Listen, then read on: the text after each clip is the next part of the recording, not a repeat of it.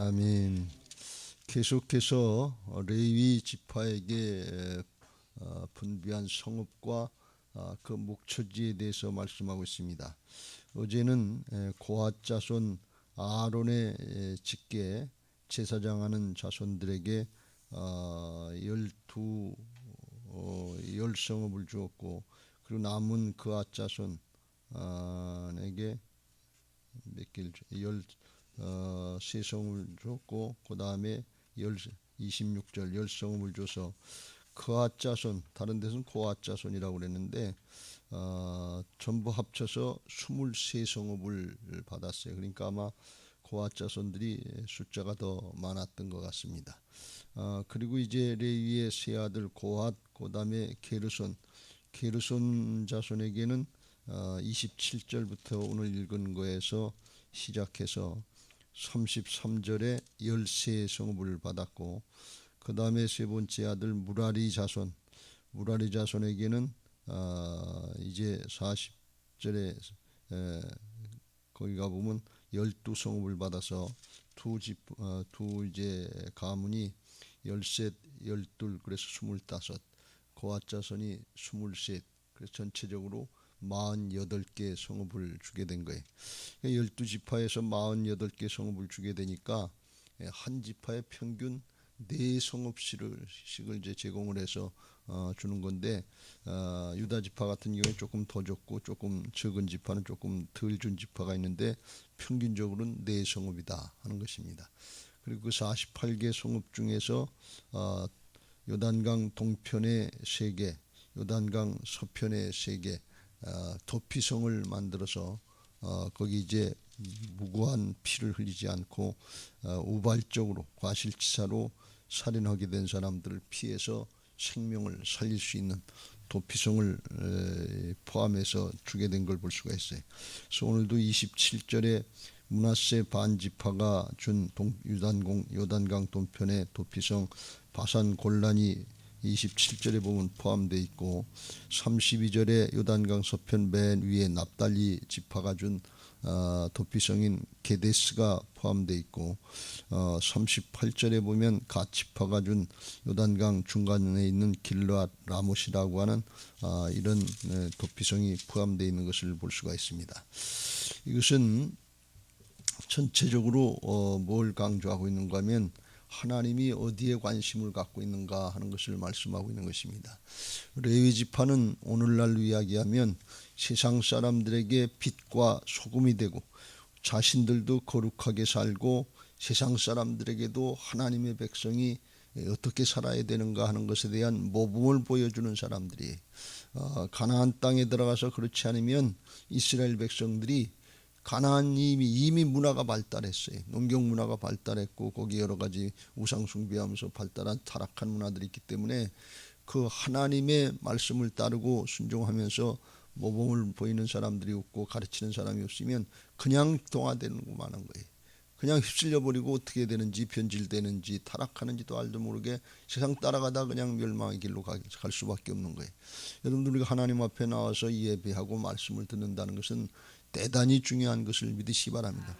그렇지 않으면 세상에 그냥 깨구리가 물 밑에서 태우는지도 모르고 따뜻하다 근데 뜨거워져서 그냥 죽는지도 모르는, 세상 가운데 죽어가는 걸 모르는 거예요. 그래서 그런 걸 방지하게 하시려고 주님께서 레위 지파를 다 흩어놓으셔 가지고서 전국의 각 성읍마다 각 이제 지파마다 이제 48개 성읍을 해서 각 지파의 평균 한 서너 개씩 이렇게 레위 지파 성읍들이 있어서 거기 가서 말씀을 듣고 배우고 신앙의 모범을 따르고 그러면서 이게 우리가 잘못됐구나, 돌이켜야 되겠구나, 그걸 할 수 있도록 본을 보이게 한 사람들이 레위 지파인 것을 믿으시기 바랍니다.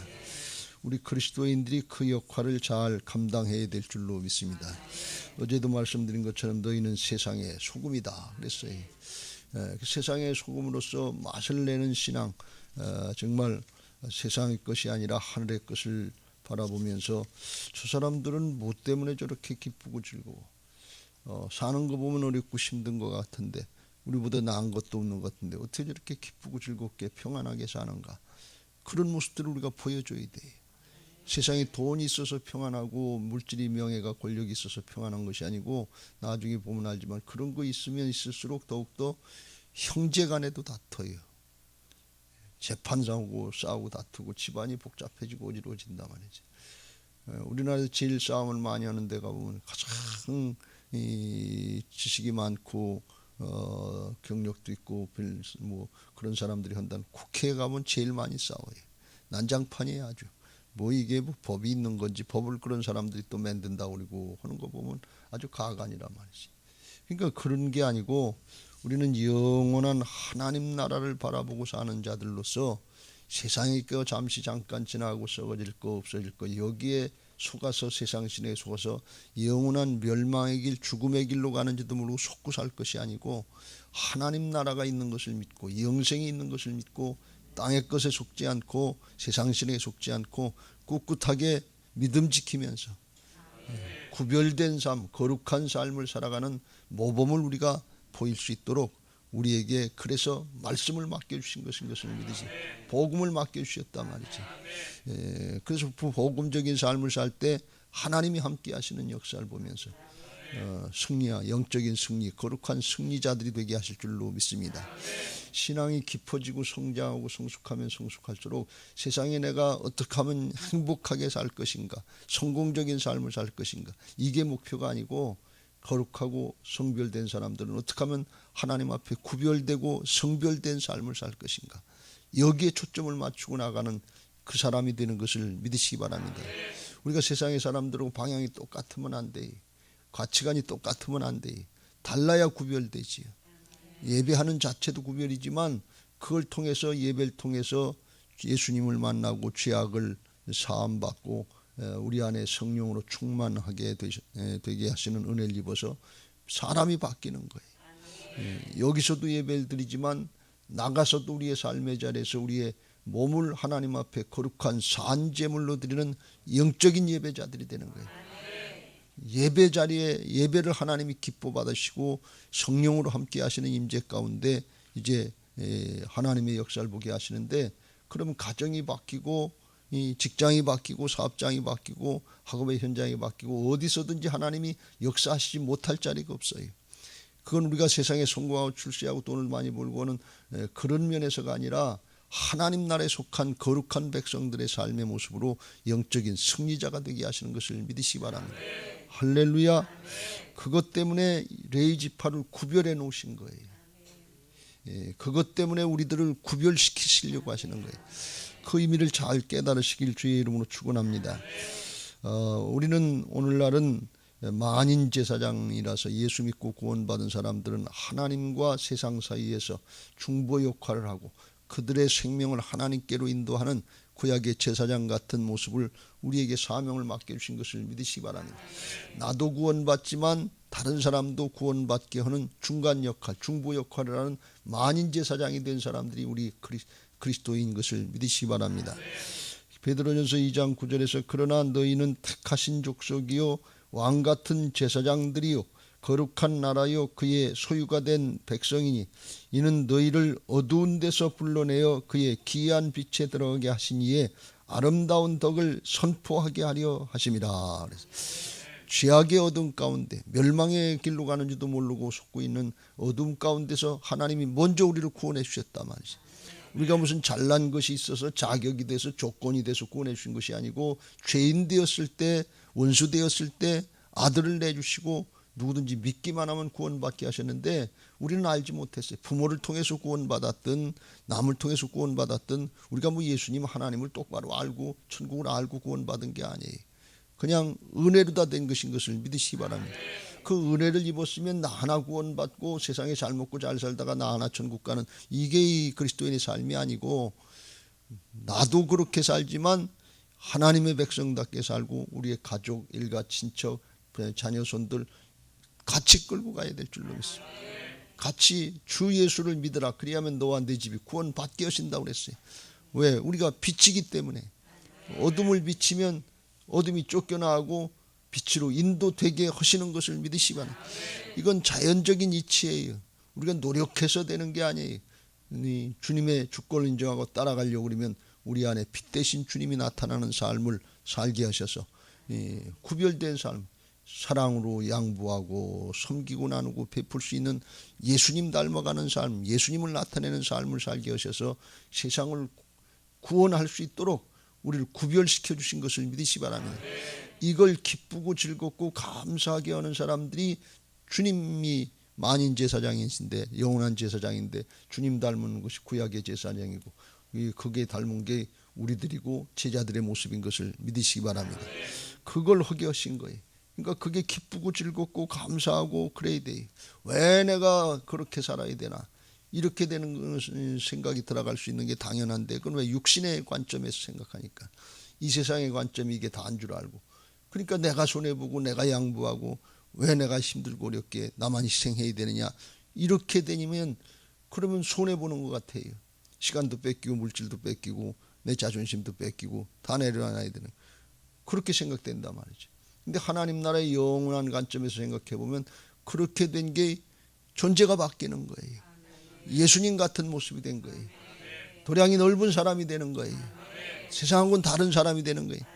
세상 사람들은 다든지 움켜쥐려고 그러고 조금 더 하면서 그거 하다 헛된 걸로 끝나, 헛된 걸로 끝나는지도 모르고 그거 들켜지려고 그러고 그게 성공이다, 그게 출세다, 그리고 나중에는 속아가지고서 바벨론 성으로 가다가 그 바벨론 성 멸망받게, 심판받게 되는데, 그러면 멸망의 길로 가는 게 지옥 길로 떨어지는 거예요. 그걸 모른다 그런 얘기예요. 영의 사실을, 하나님 나라의 영적인 역사를 세상에 어떻게 알겠어요? 육신의 눈으로 보고 어떻게 알겠어요? 그러니까 속고 따라가는 거예요.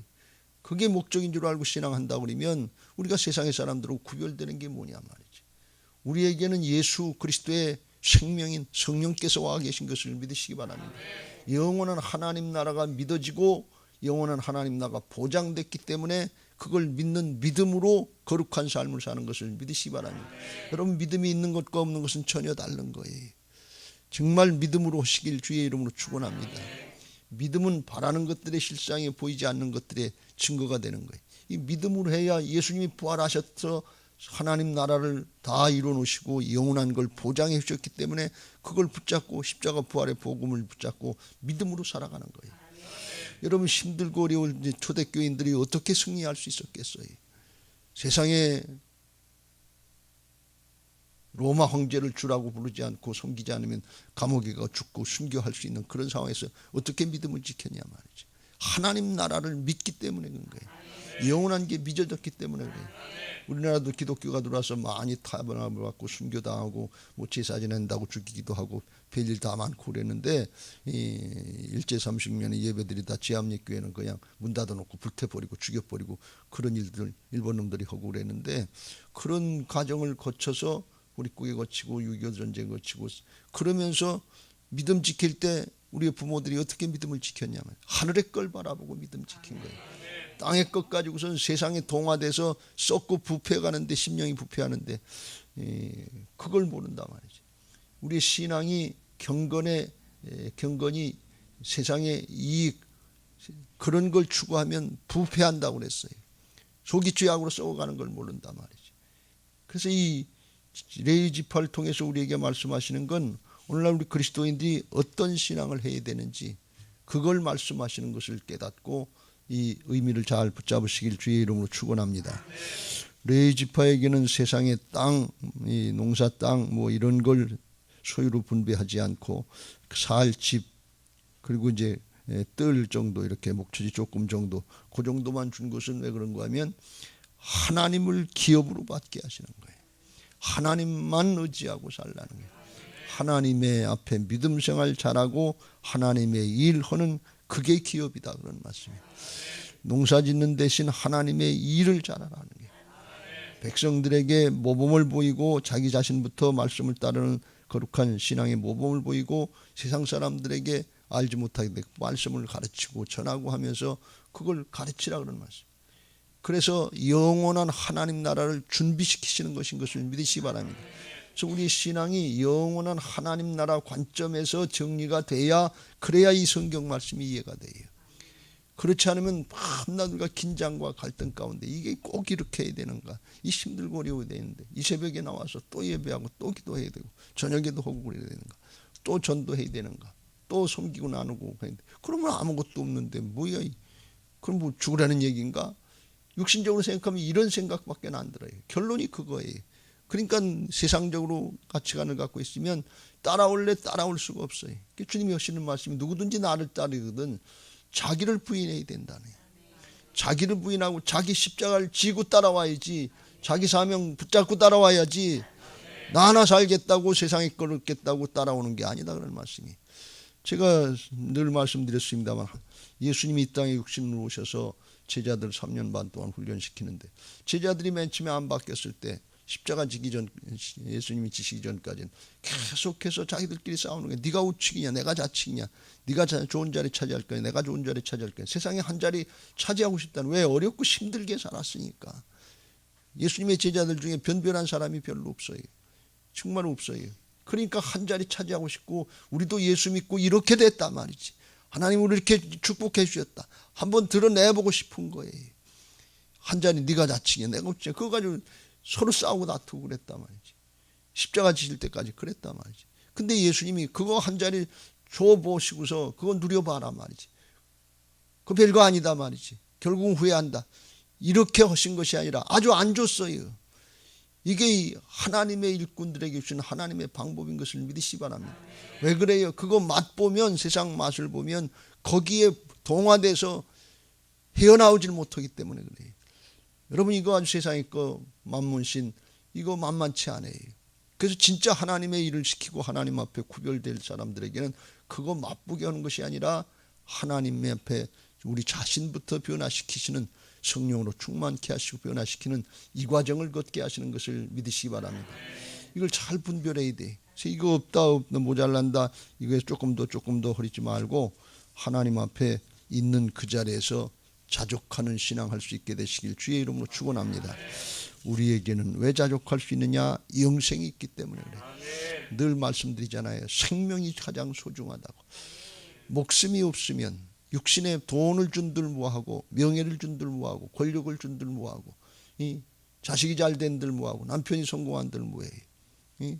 나 죽으면 딴 남편, 딴 여자 얻어서 잘 살다 죽어요. 그리고 죽으면, 일찍 죽으면 뭐가 행복이겠냐면 생명이 중요한 거예요. 목숨이 없으면 아무것도 아니에요.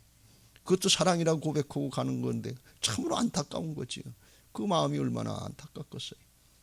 남편 놔두고 자식 두고 내가 먼저 간다 그러면, 목숨이 없으면 얼마나 안타까우냐 말이지.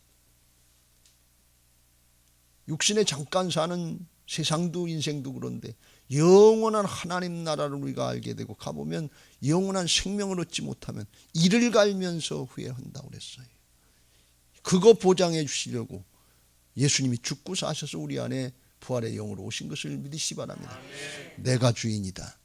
네 마음대로 육체와 마음이 원하는 대로 사는 본질상 진노의 마귀의 자식처럼 살지, 세상 신에게 속는 그런 자식으로 살지 말고 영원한 하나님 나라를 알고 그걸 누리고 믿음으로 살아야 돼. 믿음으로 붙잡고 살아라. 그걸 제자들에게 가르치고 레위 지파에 가르치고 오늘 우리에게 가르치고 그걸 지킨 신앙만이 세상을 이기는 신앙이 돼서 우리에게 전해진 것을 믿으시기 바랍니다.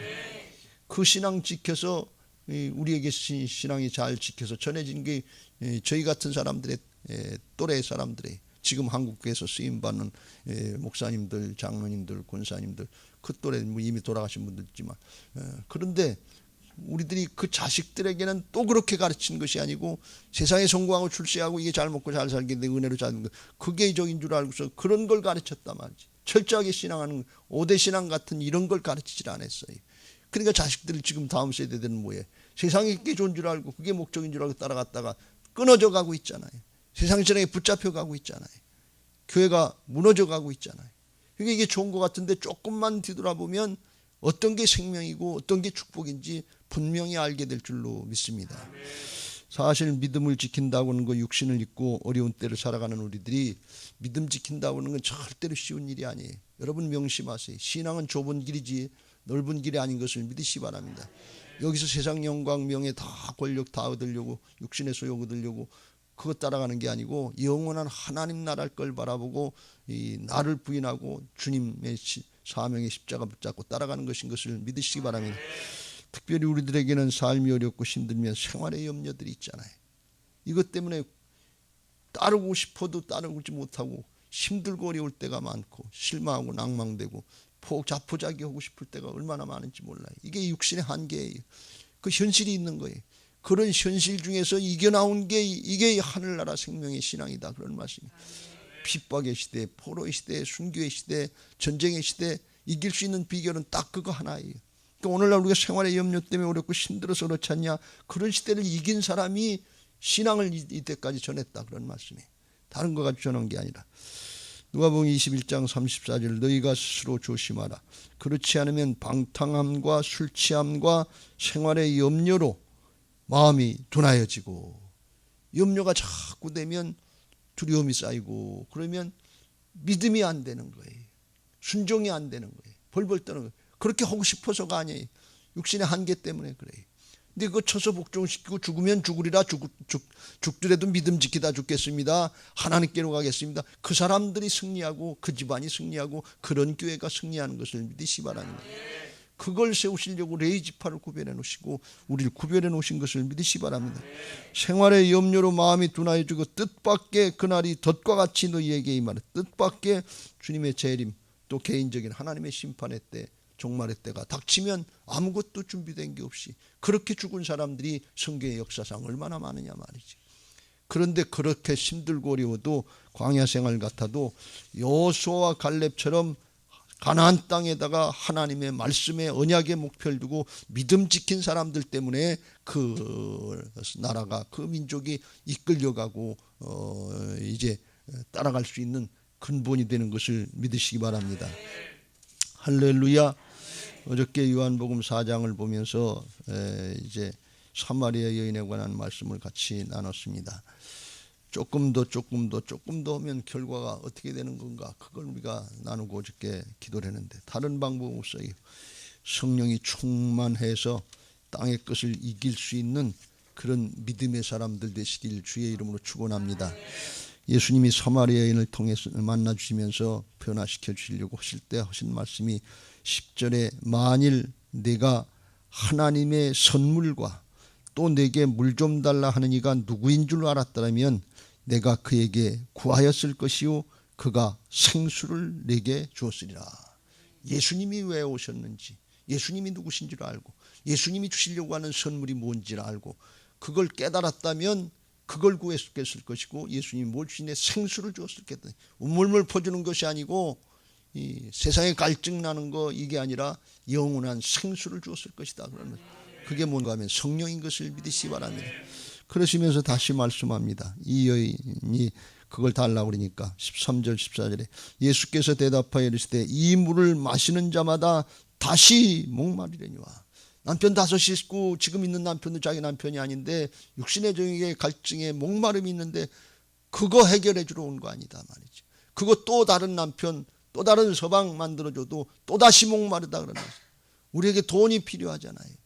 있어야 될 것 필요한 것을 아시는 공급하시는 하나님 앞에 우리는 그 정도가 아니에요. 조금 더 많이 근데 그거 줘도 또다시 목마르다 그런 말씀이에요.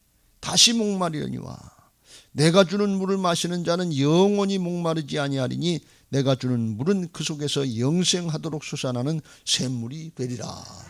주님이 주시는 성령으로 충만해지면 세상의 걸 초월할 수 있는 그런 만족이 있고 기쁨이 있고 감사가 넘치고 사랑이 넘치게 되는 것을 믿으시기 바랍니다. 예수님의 생명의 모습이 나타나는 거예요. 세상의 걸 초월하는 거예요. 이 여인이 세상의 걸 초월한 그걸 했는데 나중에 예수님이 내가 그다 하고 만나 주시니까 복음 전하러 갔어요. 자기 사정 형편은 그대로예요.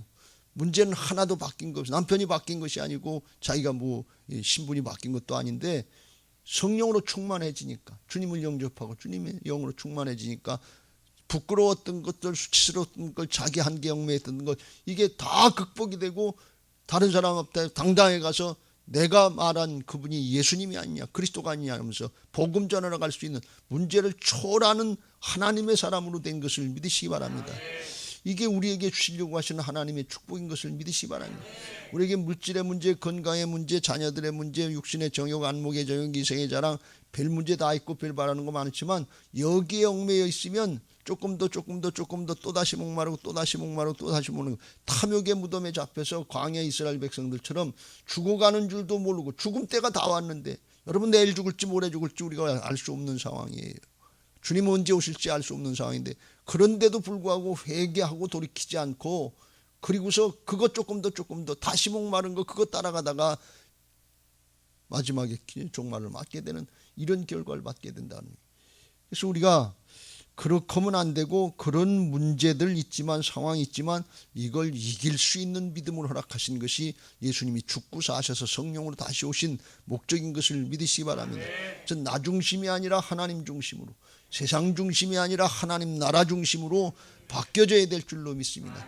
육신의 목숨이 아니라 영원한 생명의 차원에서 바뀌어진 거듭난 부활신앙 해야 될 줄로 믿습니다.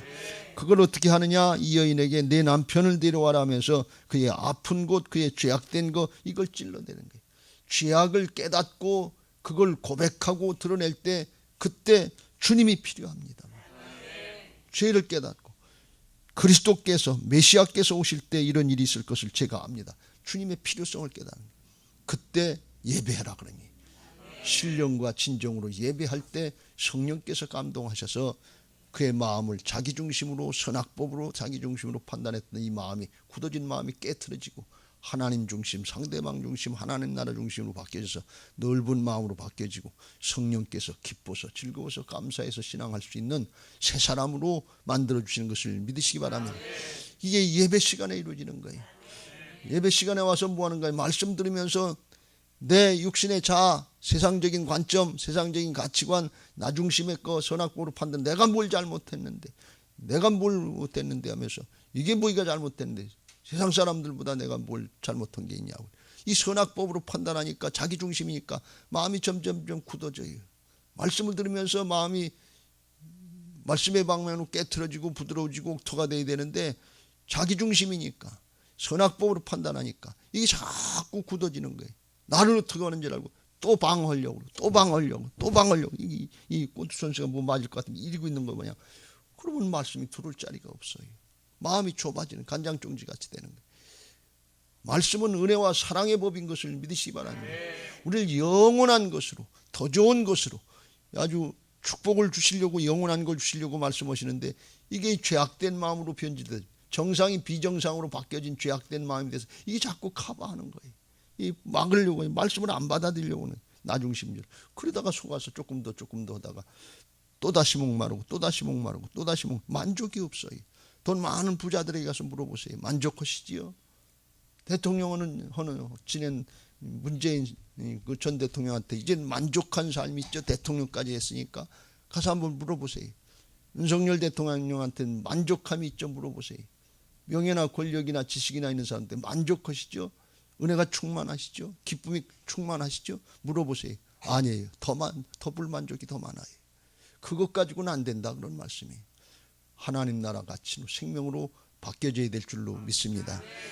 그거 하게 하시려고 레위 지파 같이 하나님만 바라봐라. 세상의 게 목적이 아니고 하늘의 게 목적이다.